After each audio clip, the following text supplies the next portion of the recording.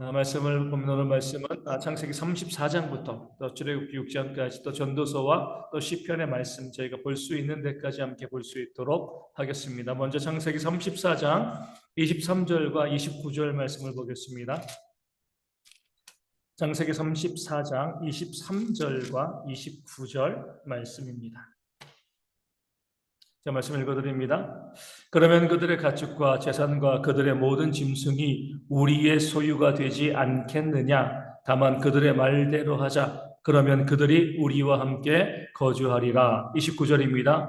그들의 모든 재물을 빼앗으며 그들의 자녀와 그들의 아내들을 사로잡고 집 속의 물건을 다 노략한지라. 아멘. 이 세겜 사람들은요, 이스라엘 족속들과 함께 결혼하고 그것을 통하여서 23절에 있는 것처럼 그들의 모든 재산이 우리의 것이 되지 않겠느냐? 그들의 모든 재산, 야곱의 후손들의, 야곱의 자손들의 그 모든 재산을 그들이 우리의 것으로 만들고자 하는 그런 욕심을 부린 거죠. 그렇게 결혼하면 그 모든 재산이 우리의 것이 될 거니까 그들이 요구하는 대로 뭘 받자고요? 할례를 받자. 할례만 받으면 돼. 그러니까 욕심 때문에 그들이 할례를 받았고요. 이것이 바로 시므온과 레위의 속임이었죠. 그들이 할례 중에 고통당할 때에 이 야곱의 자녀들이 그 세겜을 치고 그 땅에는 모든 남자를 진멸하고 29절에 있는 것처럼 그들의 모든 재물을 빼앗았다 말씀하고 있습니다. 이게 바로 욕심의 결과가 되어지는 거죠.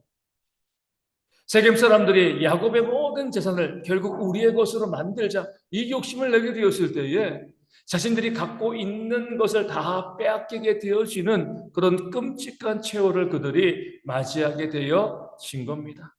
욕심이 잉태하면 죄를 낳고요. 죄가 장성하면 사망을 낳습니다. 이 욕심은요, 우리만 주의하는 게 아니죠. 불교에서도 이 무욕, 이 욕심에 대한 부분들을 이야기하잖아요. 성경은 더 분명하게 욕심 자체가 죄라는 사실, 그 죄가 창성하면 사망, 우리를 죽이는 데까지 우리 육신도 죽이고요. 우리의 영혼도 지옥으로 끌어내리는 그런 하나님의 진노를 받게 되어질 것임을 성경은 말씀하고 있습니다. 그러니까 믿는 사람들이 욕심이 안 생길 수는 없습니다. 그러니까 누구라도 욕심이 있는 거죠. 그 욕심을 잘 다스리는 지혜가 우리 가운데 있어야지 욕심내다가 내 모든 것 다 잊어버리고요. 우리의 영혼까지 무너지는 그런 일들이 우리 가운데 발생하면 안 되는 거죠. 그런 지혜 가운데 욕심을 이기고요. 오히려 내 것을 기꺼이 섬기고 나누는 그런 삶이 우리 가운데 있기를 소망합니다. 34장 30절 말씀 보겠습니다. 야곱이 시므온과 레위에게 이르되 너희가 내게 화를 끼쳐 나로 하여금 이 땅의 주민 곧 가나안 족속과 브리스 족속에게 악취를 내게 하였도다. 나는 수가 적은즉 그들이 모여 나를 치고 나를 죽이리니 그러면 나와 내 집이 멸망하리라. 아멘. 그런데 야곱도 욕심냈습니다. 야곱도 자신의 딸이 이 강간을 당한 거잖아요. 치욕을 당한 겁니다. 그러면 그렇게 악을 행한 자들을 내가 목숨 걸고 이 가서 싸워서 징벌하는 것이 마땅한데 야곱은 무엇을 생각한 거죠? 사람들의 눈치를 본 거죠. 자신의 것을 지키기 위해서 세상과 타협하는 그런 모습을 지금 야곱은 보여주고 있습니다. 옳은 것을 추구할 것인가? 성공인가? 많은 사람들이 또 많은 교회에서 옳은 것보다 성공에 더 가치를 두는 그런 모습을 보이고 있습니다. 그렇기 때문에 무너지는 거죠. 실패하는 겁니다. 우리 믿는 사람들은요, 하나님께서 우리 가운데 끊임없이 물어보시는 바 그것이 옳으냐? 그 옳음을 추구할 수 있는 지혜, 그런 용기가 우리 가운데 있어야 됩니다. 내가 손해본다 할지라도, 내가 잃어버린다 할지라도 그것이 옳은 길이라고 하면 옳은 길로 걸어가는 것이 우리 믿는 자들의 정체성이 되어짐을 성경은 우리 가운데 말씀하고 있습니다. 37장으로 넘어가서 37장 4절 말씀 보겠습니다. 창세기 37장 4절입니다. 그의 형들이 아버지가 형들보다 그를 더 사랑함을 보고 그를 미워하여 그에게 편안하게 말할 수 없었더라. 아멘. 이 말씀을 보면서 이런 생각을 한번 해보게 되었습니다. 한 사람이 받을 수 있는 그 사랑의 총량, 전체는 어느 정도 정해진 것이 아닌가 이런 생각을 한번 해보게 되었습니다. 그러니까 내가 사랑을 한 100을 받게 되어지는 거예요. 근데 지금 요셉은 어때요? 아버지에게 그 사랑을 100을 받았습니다. 그러니까 형제들은 어때요? 더 이상 사랑을 줄 게 없는 거죠. 아버지가 100을 다 요셉에게 쏟아부었으니까 형들이 그를 미워한 겁니다. 야곱이 지혜롭게 자신이 그 요셉에게 한 50 정도만 사랑을 줬으면은요, 나머지 50은 누가 채우는 거죠? 형들이 채우는 거죠. 결국 100을 받게 되어지는 거예요. 근데 야곱이 자기가 그 100을 다 채우다 보니까, 그러니까 채우려고 하다 보니까, 그 요셉만 편애하다 보니까 형들이 요셉을 미워하게 되어지는 겁니다. 결국 그 형들이 요셉을 애굽에 팔아 넘기게 되어지는 거죠. 이것이 바로 편애의 문제가 되어지는 거예요. 내가 누군가를 편애한다. 내가 그를 좋아한다. 이렇게 되어지는 것이지만 그렇게 하게 되어지면은요, 다른 사람들이 미워합니다. 내가 그를 적당하게 사랑해야지 다른 사람이 그를 또 사랑하게 되어지는 거예요. 함께 이 공동체가 또 가정이 평화로울 수가 있습니다. 우리 가족에서도 그러잖아요. 우리 야곱처럼 부모가 한 자녀에게만, 옛날에는 그 장남들에게 한 자녀만 편애하게 되어지면은요, 그 가정이 온전히 세워질 수가 없습니다. 귀한 자녀이지만 그 자녀에게만 온전한 사랑을 주는 것이 아니라 골고루 사랑을 주면은요, 그 부족한 사랑은 형제들이 서로 채우는 거예요. 화목하게 되어집니다. 이게 바로 하나님께서 우리 가운데 보여주시는 그 사랑의 원리와 법칙이 되어지는 거예요. 편애하에서 나 혼자 사랑을 쏟아 부으면은요, 그 사람은 그 사랑을 다 받지만 관계들이 깨어지는 거죠. 하지만 골고루 사랑하게 되어지면 나머지 부족한 것들을 서로 채워감을 통해서 화목한 관계가 되어질 수 있다는 것. 이것이 바로 하나님께서 말씀하시는 원리가 되어지는 겁니다. 성경에서 우리 파당에 대해서 말씀하는 거잖아요. 파당 자체가 뭐예요? 편애하는 거잖아요. 정치권도 그러잖아요. 자기 당만 편애하는 겁니다. 자기 지지자만 편애하게 돼요. 그러면 그 지지자들이 자기를 지지하니까 너무 좋고 이 자기를 지지하는 사람들로 인하여서 그들을 편애하게 되어지면 자신이 대통령이 되어질 것처럼 보이지만 다른 사람들이 미워합니다. 안 되는 거예요. 아무리 여당이건 야당이건 나를 지지하는 사람이 있어도요, 그 사람들만 바라보는 것이 아니라 그들에게만 사랑을 올인하는 것이 아니라 적당히 나눠줄 때 많은 사람들의 지지를 받을 수 있게 되어지는 거죠. 그 사실을 야곱이 요셉의 편애를 우리 가운데 보여주고 있습니다. 내 편이라고 해가지고요, 나와 친하고 나와 친분이 있다고 해서 그 사람들에게만 내 사랑을 쏟아붓게 되어지면 다른 사람들에게 미움받게 되어집니다. 결국 모든 관계들이 깨어지게 되어지는 거죠. 아무리 내가 사랑하는 사람이라 할지라도 그 사람에게 사랑을 다 쏟아붓는 올인하는 그런 어리석음을 버리는 그런 지혜가 우리 가운데 있어야 됩니다. 그러면 내가 이 사람 정말 사랑해주고 싶은데 100을 해주고 싶은데 내가 50밖에 못해주니까 미안해. 좀 아쉽다. 그런 생각할 필요가 없어요. 다른 사람들이 나머지 50은 채워주기 때문에 그렇습니다. 그런 지혜로운 모습이 우리 가운데 있어서 내 사람, 내 편, 내가 사랑할 만한 사람들, 이 사람들만을 바라보는 것이 아니라 보다 많은 사람들을 바라볼 수 있는 그런 지혜가 우리 가운데 있어야 할 줄로 믿습니다. 39장 9절 말씀 보겠습니다. 제가 잘 알고 있는 말씀인데 39장 9절 말씀, 이 집에는 나보다 큰 이가 없으며 주인이 아무것도 내게 금하지 아니하였어도 금한 것은 당신뿐이니 당신은 그의 아내입니다. 그런즉 내가 어찌 큰 악을 행하여 하나님께 죄를 지으리까. 아멘. 요셉이 요셉인 이유가 나와 있는 거죠. 보디발은요 다 요셉에게 맡기고요, 그 아내는 보디발의 아내니까 이 아내는 네가 존중해라, 이렇게 이제 예외를 둔 거죠. 그런데 그 아내가 지금 이 요셉을 유혹하고 있는 거예요. 만약에 요셉이 그 유혹에 넘어가서 그 아내와 동침하게 되어지면 누구에게 죄를 짓는 거죠? 그 보디발에게 죄를 짓는 거잖아요. 그의 명령을 어긴 것이기 때문에, 그의 아내를 범한 것이기 때문에 분명히 보디발에게 죄를 짓는 겁니다. 그런데 요셉은 뭐라고 이야기해요? 내가 어찌 하나님께 죄를 지으리까? 이게 바로 요셉 지혜고요. 그 죄 앞에서 멈추게 한 그런 요셉의 아름다운 모습이 되어지는 겁니다.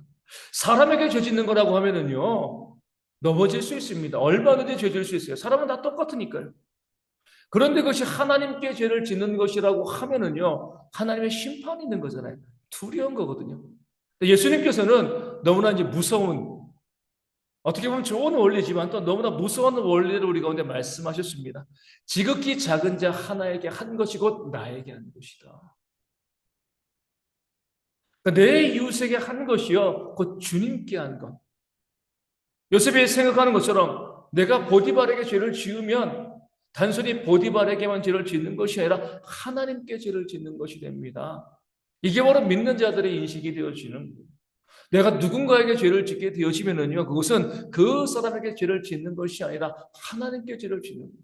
내가 누군가에게 선을 행하면은요, 물 한 컵 대접해주고요, 필요할 때 그 사람의 그 필요를 공급해주는 그런 선을 행하게 되어지면 그 사람을 돕는 것이 아니라 하나님을 섬기는 것이 되어지는 겁니다.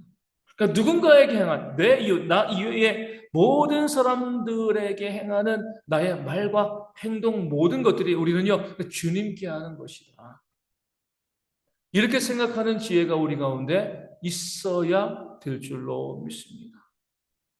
누군가를 욕해요. 그럼 누구 욕하는 거죠? 주님을 욕하는 거예요. 누군가를 무시하고 멸시합니다. 누구를 무시하고 멸시하는 거예요? 주님을 무시하고 멸시하는 거죠. 좋은 것이건 나쁜 것이건 선한 것이건 죄건 어떤 것이건 내가 누군가에 행하는 그것이요 곧 내 주님께 행하는 것이다. 이 사실을 기억하고요. 요셉처럼 내가 어떻게 하나님께 죄를 지으니까 두려워할 줄 알아야 돼요. 내 이웃에게 하는 모든 것들이 내가 하나님께 하는 것이다. 그 사실을 기억하고요. 우리가 할 수만 있으면 할 수만 있으면이 아니죠. 우리가 내 이웃들을 섬기고 사랑하고 위로하고 격려하고요. 그들에게 가장 좋은 것을 공급해주는 그런 삶을 살아가는 지혜가 우리 가운데 있어야 할 줄로 믿습니다. 이렇게 말씀하시는 분들이 있어요. 나는 그렇게 하는데 그 사람은 나에게 그렇게 하지 않는데요. 그럼 그 사람의 문제인 거죠. 그렇죠? 그거 하나님께 심판받는 거예요. 그 사람이 나를 원수처럼 여긴다고 해가지고 내가 그를 원수처럼 여길 수 있는 자격이 주어지는 것이 아닙니다. 우리 주님이 말씀하신 것은 너희 원수를 사랑하고 너희를 핍박하는 자를 위해서 기도하라. 남이 나에게 어떻게 했으니까 나도 그에게 똑같이 해주면 되잖아요. 이것은 이제 세상인 거죠. 믿는 사람들은 남이 나에게 어떻게 하건 나는 그 사람에게 예수님께 행하듯 대할 수 있는 그런 모습이 있어야지 내가 구원받은 하나님의 자녀이다. 이 사실을 증명할 수 있게 되어지는 겁니다. 우리 40장 23절 말씀 보겠습니다. 40장 23절 술 맡던 관원장이 요셉을 기억하지 못하고 그를 잊었더라. 아멘. 잊음의 은혜죠. 그렇죠? 요셉이 내가 잘못한 게 없으니까 당신이 복직하게 되어지면 왕에게 잘 이야기해서 나도 이 감옥에서 빼내달라 이렇게 부탁을 했습니다. 만약에 그때 이 술 맡은 관원장이요 잊지 않고요 요셉을 빼내 주었으면 어떤 일이 벌어졌겠습니까? 요셉이 뭐 했겠어요? 노예에서 해방된 거잖아요. 당장에 아버지의 집을 찾아가겠죠. 애굽에 살 이유가 없잖아요. 그렇죠? 아버지의 집으로 찾아가면은 집이 풍비박산이 나는 겁니다. 그 요셉을 그렇게 사랑했던 그 아버지 야곱이요. 요셉을 팔아넘긴 형들을 아무리 자기 자식이라고 하지만 그냥 놔두겠습니까?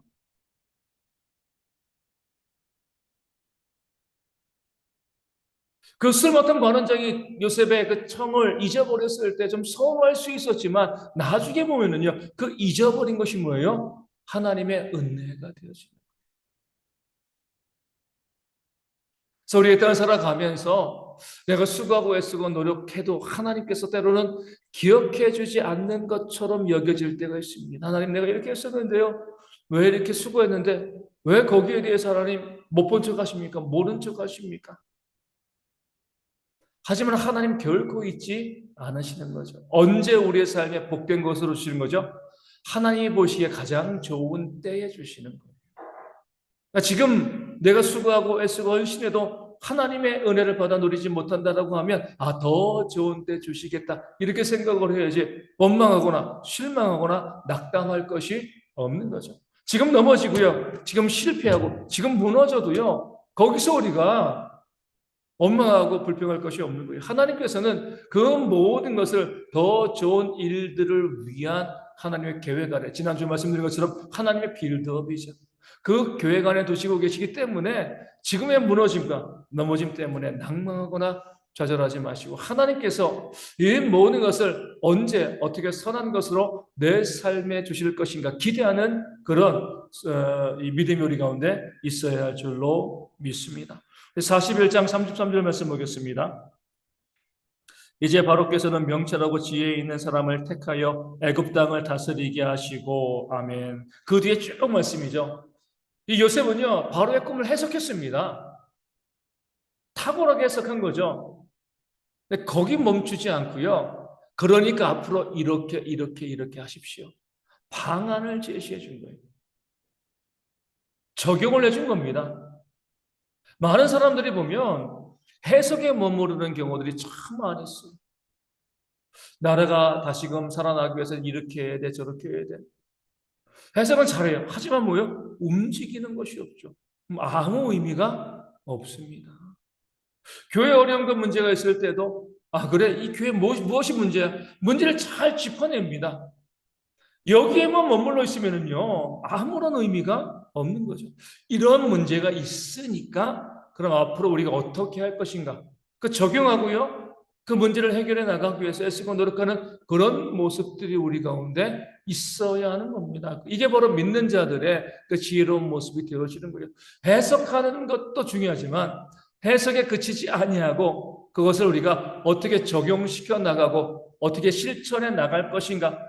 그리고 직접 실천할 수 있는 그런 삶을 살아가는 모습이 있을 때 하나님의 역사가 우리 가운데 일어나게 되어질 줄로 믿습니다.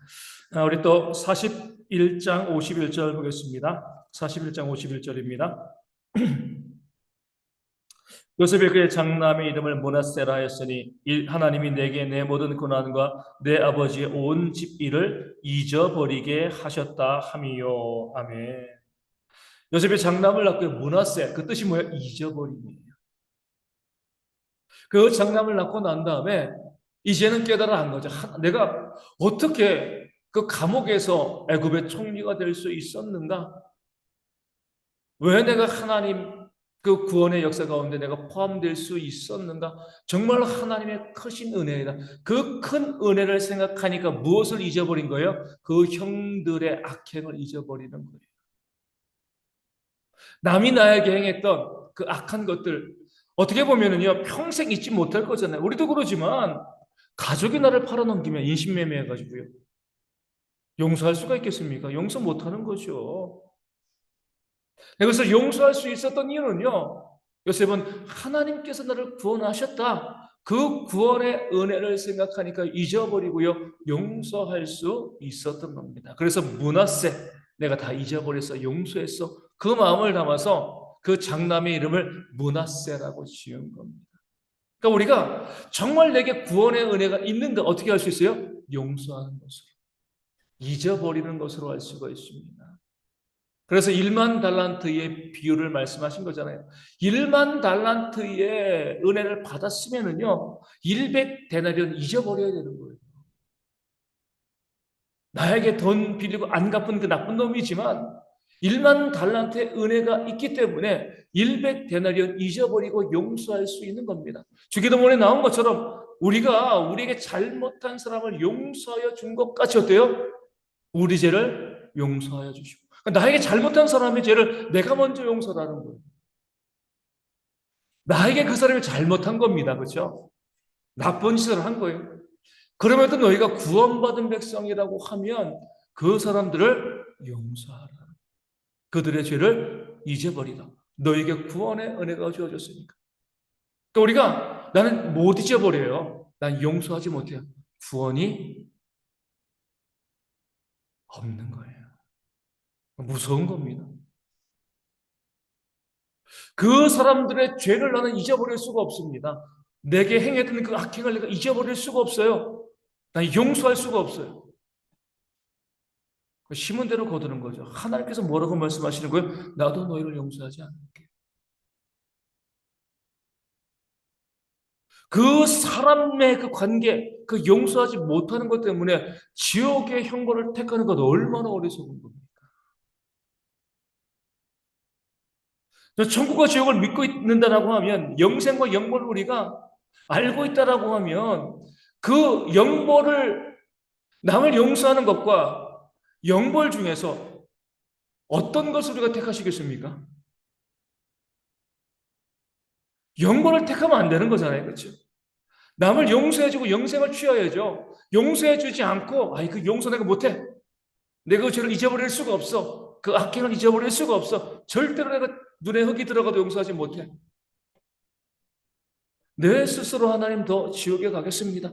이렇게 이야기하는 겁니다. 요셉은 과감하게 그 형들의 죄악을 잊어버리고 그 아들의 이름을 므낫세, 잊어버림, 용서 이렇게 지었습니다. 예수님을 예표하는 인물이 되어지는 거죠. 그러니까 우리가 구원에 많은 증거들이 있습니다. 많은 증거들이 있는데 용서와 잊어버림만큼 분명한 증거는 없어요. 우리가 우리에게 잘못한 사람, 또 예수님 베드로에게 무엇이라고 이야기해요? 베드로가 누군가 나에게 잘못하여서 나에게 용서를 구하러 하면 내가 7번 정도 용서해주면 되겠습니까? 나 지금 뭐라고요? 7번씩 70번이라도 무제한 용서해주라고 했어요. 그 사람이 나에게 잘못한 거, 이게 분명한 겁니다. 그럼에도 불구하고 내가 구원받았으면은요, 1만 달한테 은혜가 있다라고 하면 그를 용서하는 것이 맞다. 그래서 우리가 보면 제가 봤을 때는 저도 목회자로서 믿음 생활할 때 용서하지 못하는 사람들을 보면 너무나 안타깝습니다. 이 땅에서는 내가 용서하지 않아 막 자신이 뭔가 대단한 사람인 것처럼 내가 절대로 용서할 수 없어. 나 잊어버리지 않아. 뭔가 자기를 드러내는 것처럼 보이지만 용서하지 않음의 결과가 무엇인지 성경은 너무나 분명하게 우리 가운데 말씀해 주고 있기 때문에 안타까운 거예요. 용서했으면 참 좋을 텐데. 그 자신을 위해서라도 잊어버렸으면 정말 좋았을 텐데. 정말 좋을 텐데. 속히 믿음이 회복되어져서 일반다한테 그 구원의 은혜가 그 심령 가운데 회복되어져서 용서했으면, 잊어버렸으면, 므낫세 했으면 좋겠다, 이런 마음이 들게 되어지는 거죠. 우리가 정말 우리 주변에서 뜨겁게 기도해야 될 사람은요, 용서하지 못하는 사람을 위해서 기도해야 돼요. 그 사람을 포기할 수는 없잖아요. 그렇죠? 그 사람이 용서하는 사람이 되어줄 수 있도록, 구원의 은혜를 깨달아 알고 잊어버리는 사람이 되어줄 수 있도록 정말 안타까운 마음으로 그를 위해서 기도하는 모습들이 우리 가운데 있어야 되고, 먼저 내 자신이요 용서하고 잊어버리는 그런 삶을 살아가는 그런 우리가 되어야 할 줄로 믿습니다. 42장 21절에 그 귀한 그 비슷한 말씀이 나옵니다. 그들이 서로 말하되 우리가 아우의 일로 말미암아 범죄하였도다. 그가 우리에게 애걸할 때에 그 마음의 괴로움을 보고도 듣지 아니하였으므로 이 괴로움이 우리에게 임하도다. 아멘. 뭐라고 이야기하는 거예요? 그들이 아직까지 요셉의 정체를 모르고요. 그들이 잡혀갔을 때에 우리 아우 요셉이 옛날에 우리에게 살려달라고 애걸했을 때 우리가 냉정하게 외면했기 때문에 우리가 이런 일을 당하는 것이 아니냐. 한마디로 뭐요? 심은 대로 거두는 것이 아니냐. 하나님의 원리는 분명합니다. 심은 대로 거둬요. 내가 남을 용서하면 나도 용서받습니다. 내가 남을 용서하지 않으면요, 나도 용서받지 못하는 거예요. 남을 미워하면 나도 미움받아요. 남을 사랑하면 내가 사랑받습니다. 남에게 나눠지면 더 풍성하게 받게 되어지는 거죠. 남의 것을 빼앗으면 아까 우리 세겜 사람들처럼 내 것도 빼앗기게 되어지는 겁니다. 하나님께서는요, 이 땅에서도 그 심은 대로 거두게 하시는 원리를 분명하게 적용하십니다. 그러니까 우리가 두려워하셔야 돼요. 지극히 작은 자에게 행한 그것이 곧 예수님께 행한 것이잖아요. 그들에게 선을 행하게 되어지면, 선을 심으면은요, 예수님께 선을 심은 것이기 때문에 예수님께서 우리의 삶에 복된 것으로 지어주시는 거예요. 그 사람들에게 악을 심으면 예수님에게 악을 행하는 것이기 때문에 예수님의 심판이, 진노가 우리 가운데 임하게 되어지는 겁니다. 심은 대로 거두는 거예요. 다른 거 없습니다. 그러니까 우리가 이 원리를 안다라고 하면 좀 지혜가 있어가지고, 우리 지난번 한번 말씀드린 것처럼 이기적으로 좀 신앙생활 필요가 있습니다. 내가 정말 하나님께 복받기 위해서라도요, 내 이웃들에게 잘하셔야 돼요. 내 이웃들에게 좋은 말하고요, 내 이웃들을 섬기는 그런 삶을 살아가야 됩니다. 내가 복받기 위해서라도, 내가 하나님의 은혜를 누리기 위해서라도, 그런 이기적인 신앙을 위해서라도 우리가 이웃들에게 잘할 수 있는, 선을 베풀 수 있는, 심은 대로 거두는 원리가 있음을 깨달아 알고요, 그런 삶을 살아가는 지혜가 우리 가운데 또한 있어야 할 줄로 믿습니다. 44장 우리 33절 말씀 보겠습니다. 44장 33절 말씀. 이제 주의 종으로 그 아이를 대신하여 머물러 있어 내 주의 종이 되게 하시고 그 아이는 그의 형제들과 함께 올려 보내소서. 아멘. 유다가 요셉인지 모르는 거죠. 애굽의 총리에게 이야기합니다. 베냐민을 아버지의 집으로 돌려보내고 내가 대신하여서 당신의 종이 되겠습니다. 나를 대신하여 붙잡아 달라, 이렇게 요청하고 있는 거죠. 그 사랑이 요셉으로 하여금 뭐예요? 용서가 옳다는 확신을 요셉에게 주게 되어진 거죠. 내가 잘못한 것이 없어도 공동체를 위해서요, 기꺼이 나를 희생하는 것이 사랑입니다.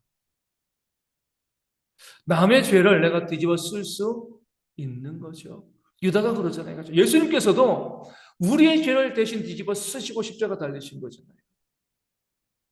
나는 잘못한 거 없으니까, 나는 문제 없으니까, 저 사람 죄졌으니까, 아 그래 벌 받아야지, 이것이 아니라 그 사람의 죄를 지었어도 어때요? 내가 그것을 끌어안는 그런 모습이 우리 가운데 있어야 됩니다. 우리 이제 뭐 실제도 그러지만 우리 영어 같은 경우는 그런 경우들 많이 있잖아요. 자녀가 무엇인가 잘못을 해요. 그럼 부모가 어떻게 합니까? 내 자녀 벌 주라고 하지 않습니다. 내가 대신 무릎 꿇고요, 사과하고. 사랑하니까 내 자녀가 잘못한 건데 내가 그것을 뒤집어 쓰고 싶은 겁니다. 내 자녀를 보호해주고 싶은 거죠. 사랑이 있으면은요, 그거 잘못했어도요, 그 잘못을 내가 끌어안게 되어지는 거예요. 사랑이 없으면 뭐예요? 그 잘못을 지적하는 거죠. 아이, 나쁜 놈. 그 사람은 잘못한 게 맞는 거죠. 그 잘못 하나님이 심판하십니다. 하지만 사랑이 없는 나도 심판받는 거예요. 내가 그 사람을 사랑한다 할지라도 그 잘못한 그 사람을 사랑한다고 해서요, 그 사람에게 하나님께 용서받는 건 아니에요. 자주 말씀드리지만 원수를 사랑한다고 해가지고요, 그 원수가 하나님께 사랑받는 건 아닙니다. 하나님은 공의대로 심판하시는 거예요. 내가 아무리 원수고 나에게 나쁜 짓을 한, 잘못한 그 사람을 용서해주고요, 품어 안는다고 해서 그 사람을 하나님께서 또 품어 안으시고요, 용서해 주는 것은 아닌 거죠. 자기가 회개해야죠. 그렇죠? 나는 그냥 용서해 주는 거예요. 그는 그 죄 가운데 계속 머물러 있으면 하나님께서 그를 심판하시는 겁니다. 단지 나는 뭐예요? 내가 사랑하고 용서했기 때문에 하나님의 은혜를 받아 누리게 되어 지는 겁니다. 많은 분들이 좀 착각하시는 게, 저렇게 악한 자를 용서하면 나는 뭐예요? 나는 맨날 손해만 봐야 됩니까? 그 악한 자를 용서해도 그는요, 회개하지 않고요, 정말 더 악행을 일삼고 자기가 더 옳은 것처럼 그렇게 나대고 있는데요. 우리 하나님을 믿는 거거든요. 하나님이 심판하시는 건데, 내가 거기에 대해서 그가 뭐 더 이 악을 행하면 잘 산다, 내가 원망하거나 내가 불평할 게 없습니다. 하나님이 심판하시는 거죠. 그 머리에 진노의 숯불을 쌓으시는 거잖아요. 단지 내가 그를 용서함을 통하여서 그를 사랑하려고 애쓰는 모습을 통하여서 하나님께서 내게 더 복된 것으로 채워 주시는 겁니다.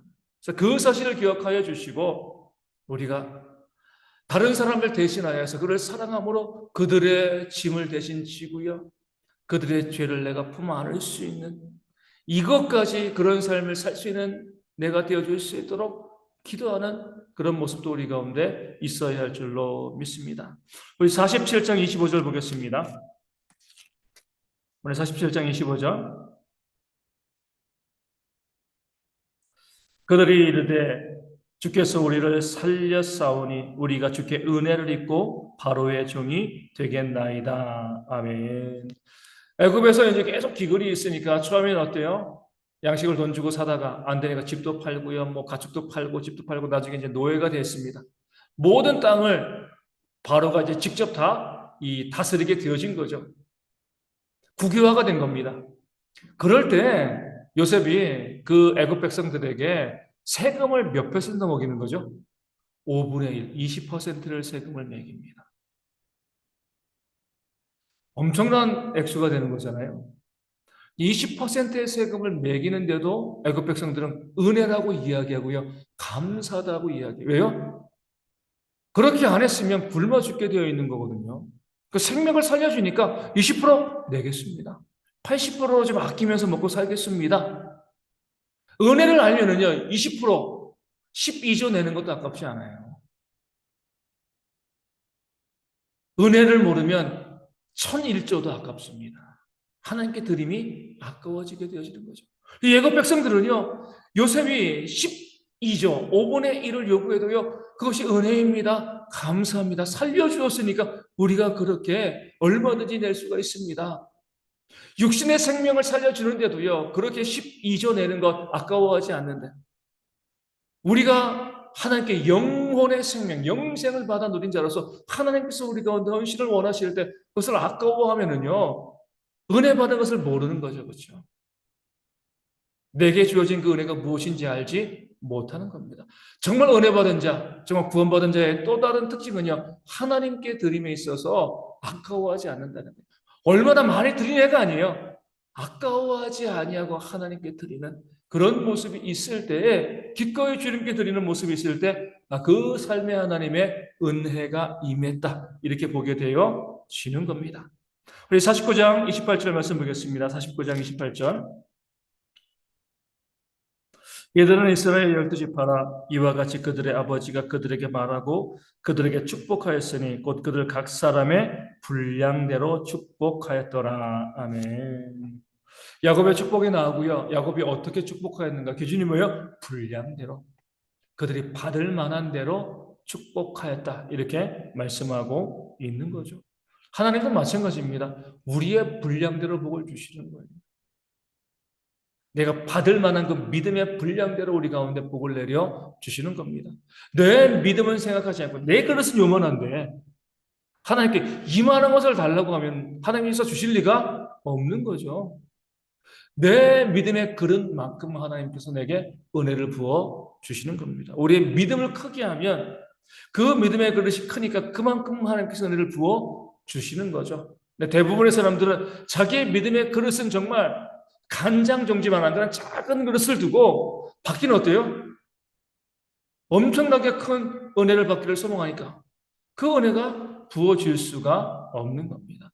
하나님은 그릇이 준비되어지면 준비된 만큼 채워주시는 그런 하나님이세요.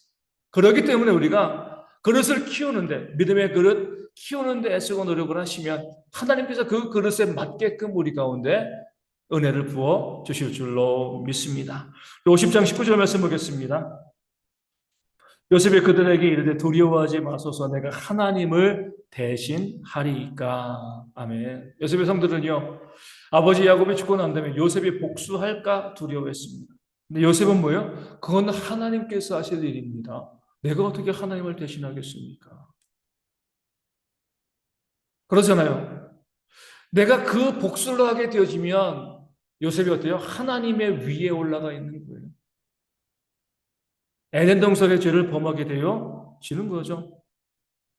그 사실을 알았기 때문에 내가 어떻게 하나님을 대신하리까? 그거는 하나님이 하실 일이고 내가 할 일이 아닙니다. 그 모습을 다윗이 보여주잖아요.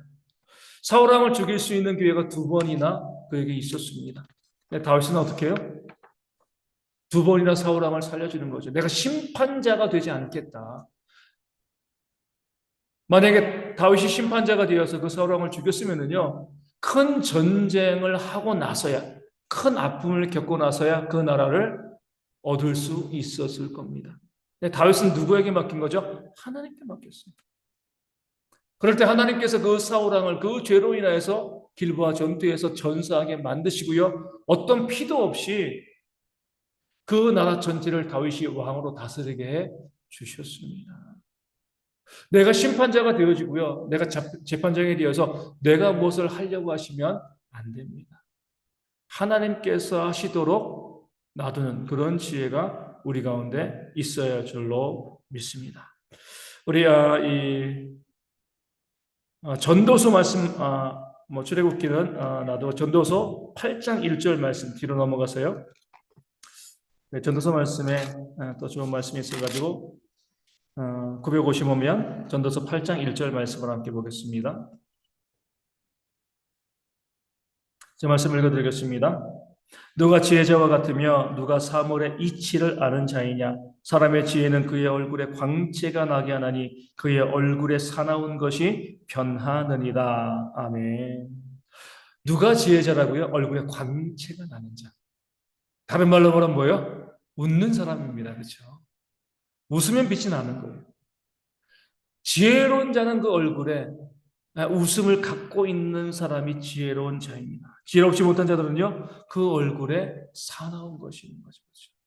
그 얼굴에 사나운 것이 변하게 되어져서 그 얼굴에 웃음이 있게 되어지면 그 삶이 지혜로운 이 삶이 되어지는 겁니다.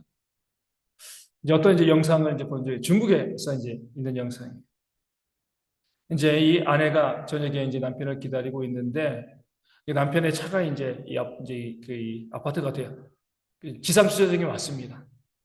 와는 남편이 안 내리는 거예요. 전화를 막 받고 있는데 위에서 카메라로 남편을 찍고 있는데 보니까 전화가 되게 남편이 되게 분노하는 거예요. 회사에서 무슨 일이 있었던 것 같아요. 그래 안에서도 막 그러고 나오면서 차문도 쾅 닫고 막 이 손에 들고 있던 서류도 집어 던지고 막 하면서 회사에서 뭔가 큰 일이 벌어졌구나. 그렇게 해서 하고 남편이 집으로 들어오는 겁니다. 집에 딱 들어오는데 남편이 어떤 모습으로 들어왔을까요? 환한 얼굴. 딸을 환한 얼굴로 들어와서 그 딸을 안아주는. 그 아내가 너무 놀란 거예요. 저렇게 힘든 일이 있었는데. 그 회사에서 저렇게 힘들고 화나고 어려운 일이 있었는데 여전히 그 문제는 해결되지 않았습니다. 하지만 그 문제를 가지고 집으로 들어오는 것이 아니라 그 집에 들어올 때는 어때요? 환한 웃음으로 가족을 맞이하는 거죠. 속은 어떻겠어요? 속은 정말 너무나 힘들겠지만 내가 사랑하는 가족들에게 내가 환한 얼굴을 보여주어야지. 지혜로운 자예요. 그렇죠? 그렇게 힘들고 어려운 일이 있었다고 해가지고 집에서도 완전히 그 얼굴을 다 찡그리고 와가지고 가족들에게 화내고요. 분노하면 어리석은 자가 되어지는 겁니다. 어리석은 자는요, 그 얼굴을 사나운 것으로 분노로 채워가고요. 그러니까 지혜로운 자는요, 그 얼굴에 광채가 있습니다. 웃음으로 채워가는 그런 모습이 있는 거죠. 그러니까 우리가 그런 지혜를 좀 가지고 다른 사람들이 나를 기억할 때, 정말 저 사람은 늘 얼굴에 웃음이 가득한 그런 사람이었어. 늘 나를 바라보면서 웃어주는 사람이었어. 이런 고백을 듣는 그런 우리가 또 믿는 우리가 되어야 할 줄로 믿습니다. 9장 3절 말씀 보겠습니다. 마지막으로 9장 3절. 모든 사람의 결국은 일반이라. 이것은 해 아래에서 행해지는 모든 일 중에 악한 것이니 곧 인생의 마음에는 악이 가득하여 그들의 평생에 미친 마음을 품고 있다가 후에는 죽은 자들에게로 돌아가는 것이라. 아멘. 모든 것이 일반이래. 무엇이냐면 이 땅에서 권선징악에 행해지는 경우들이 많지 않다는 겁니다. 다 일반이에요. 악한 자가 잘 살고요. 또 선한 자들이 힘들고 또 어렵게 살아가는 일들이 이 땅 가운데 발생하고 있다는 겁니다. 그것이 바로 이 세상이 보여주고 있는 그런 모습이죠. 올바른 모습은 아니지만 세상이 죄악으로 가득하기 때문에 그런 일들이 이 땅 가운데 있다. 이것을 인정하고 이해하고 이 땅을 살아가야지 왜 선한 자들이 저렇게 힘들게 살아가고 왜 악한 자들이 잘 되는가? 여기에 대해서 우리가 너무 고민하거나 이것 때문에 우리가 스트레스를 받을 이유가 없다는 거죠. 그런 일들이 이 땅 가운데 비일비재합니다. 왜 하나님께서는 그런 일들을 우리 가운데 보여주시는 거죠? 영생을 바라보라는 거예요. 세상은 그래. 너희가 살고 있는 그 세상은 죄악으로 인하여서 올바르게 세워지지 않고 악한 자가 득세하고 선한 자가 힘들어하는 그런 모습이 있게 되어져. 그러니까 우리가 함께 믿음 생활하면서 영생을 바라보라. 영생에 대한 소망을 주시기 위해서 이 세상의 그 왜곡된 모습을 그냥 보여주시는 하나님의 역사가 있음을 기억하시고요. 그런 모습 바라보면서 우리가 그래 영생을 바라보고 영생을 소망하는 그런 삶을 살아야겠다. 그렇게 다짐하시고 나아가는 그런 지혜가 우리 모두 가운데 있기를 소망합니다.